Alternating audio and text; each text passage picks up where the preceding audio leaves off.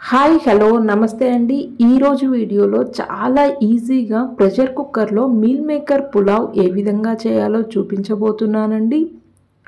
10 నుండి 15 నిమిషాలలో ఈజీగా మనమైతే ప్రిపేర్ చేసుకోవచ్చు. ఈ విధంగా చేసి పిల్లలకి లంచ్ బాక్స్లో పెడితే చాలా ఇష్టంగా తింటారండి.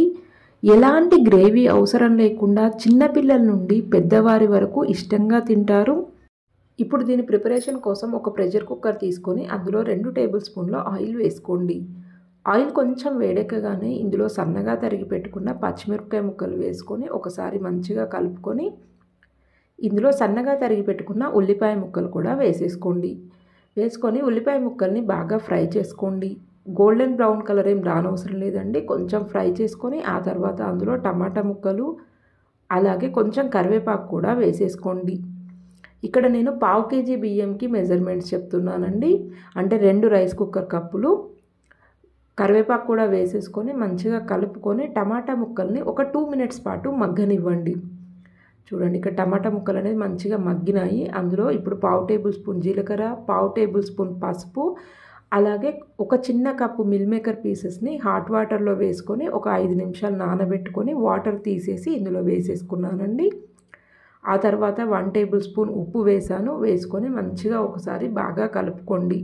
ఉప్పు అనేది మీ రుచికి తగినంత వేసేసుకోండి.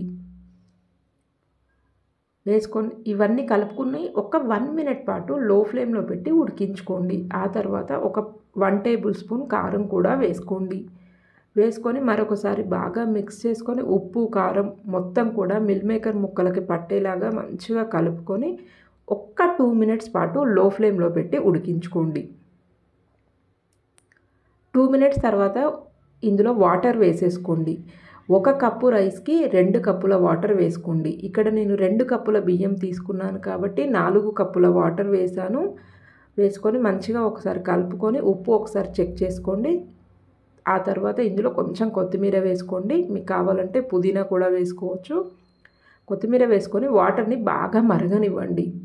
వాటర్ ఈ విధంగా బాయిల్ అయిన తర్వాత ఇందులో మనం నానబెట్టి పక్కన పెట్టుకున్న బియ్యంని వేసుకోండి. బియ్యంని ఒక 2 సార్లు మంచిగా వాష్ చేసుకొని ఒక 10 నుండి 15 నిమిషాల పాటు నానబెట్టుకోండి. ఆ బియ్యంని ఇప్పుడు ఇందులో వేసుకొని ఒకసారి బాగా మిక్స్ చేసుకొని ప్రెషర్ కుక్కర్ పెట్టేసి ఒక 2 విజిల్స్ వచ్చేంత వరకు ఉడికించుకోండి. హై ఫ్లేమ్లో పెట్టి 2 విజిల్స్ వచ్చేంత వరకు ఉడికించుకోండి. ఆ ప్రెషర్ మొత్తం పోయిన తర్వాత మనం తీసి చూసినట్లయితే చూడండి, అన్నం అనేది చక్కగా ఉడికిపోయిందండి. చాలా టేస్టీగా ఉంటుంది. మనకి ఇంకా ఏ గ్రేవీ కూడా అవసరం లేదండి. ఇలానే మంచిగా తినేయచ్చు. కమ్మగా ఉంటుంది. ఎవరైనా ఇష్టంగా తింటారు.